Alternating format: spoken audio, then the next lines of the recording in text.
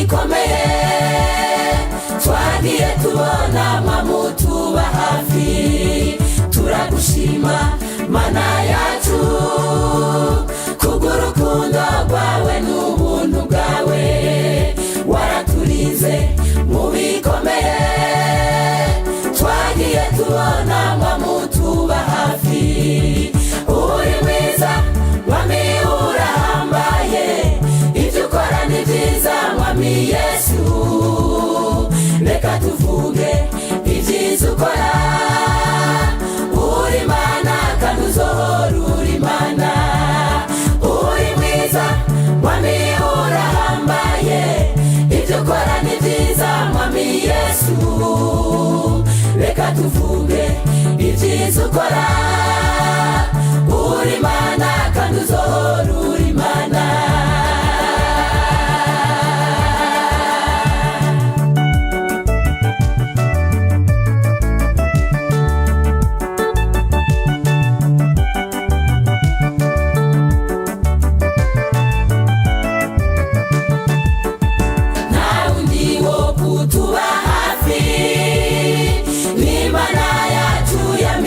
Twararika yamiseruka mu bikomeye, tukagenda tubona ikiganza cyayo.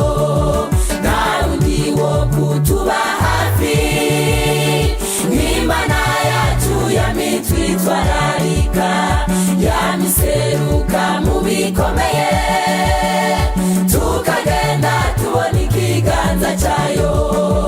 Uri mwiza mwami urahambaye, ibyo ukora ni byiza mwami Yesu. Reka tuvuge ibyiza ukora, uri Mana kandi uzohora uri Mana.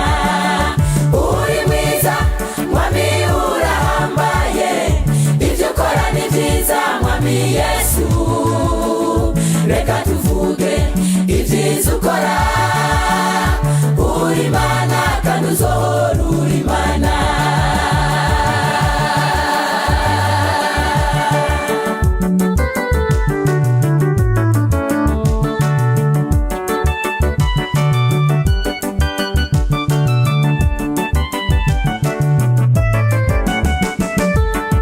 Mu bibazo tubera inyishu, mu bitubabaza ukagenda uturemesha.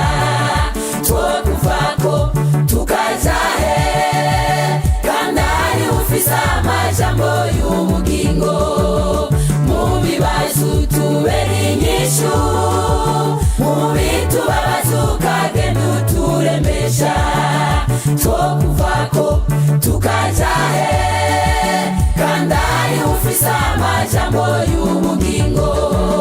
Uri mwiza mwami urahambaye, ibyo ukora ni byiza mwami Yesu. Reka tuvuge ibyiza ukora, uri Mana kandi uzohora uri Mana. Uri mwiza mwami urahambaye, ibyo ukora ni byiza mwami Yesu.